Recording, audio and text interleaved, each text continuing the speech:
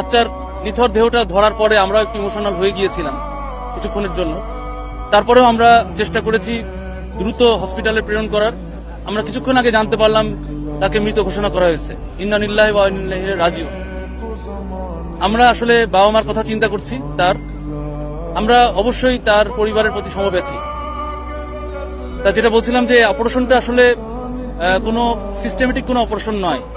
আগুন অথবা পানি থেকে ডুবে মানে উদ্ধার করা, আমরা যেসব সচরাচর যেসব অপারেশন করি এই অপারেশনটা একটু ভিন্ন।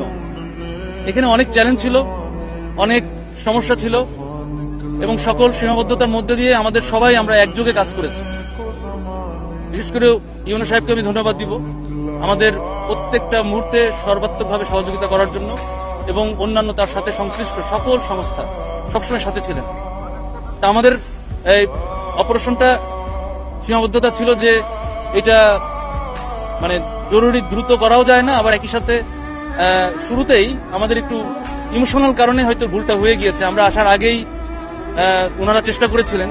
এই চেষ্টাতে আসলে ওই সময় তার এই যে 8 থেকে 6 ইঞ্চির, আমরা বলছি 6 ইঞ্চি, বাট আসলে এটা প্রথমে ছিল 8 ইঞ্চি, এই ডায়ার একটা ছোট ইসের মধ্যে যখন চেষ্টা করা হয় তখন কিন্তু অনেক মাটি পড়ে যায়, মাটি এবং খড়কুটো পড়ে যায় এবং বেশ পরিমাণ পড়ে যায়। আমাদের সার্চ ভিশন ক্যামেরা দিয়ে কিন্তু আমরা যখন দেখি আসার পরপরই, তখন কিন্তু দেখা যায় শুধুমাত্র মাটি, তার কোনো অস্তিত্ব অথবা হাত মুখ কোনো কিছুই দেখা যাচ্ছিল না, খড়কুটো দেখা যাচ্ছিল। তখনই আমরা আসলে ভয় পেয়ে যাই। তারপরেও আমরা চেষ্টা করি যে আমরা মনে ধরেই নিই যে সার্ভাইবিলিটি ঠিক রেখে যেন আমরা কাজ করি।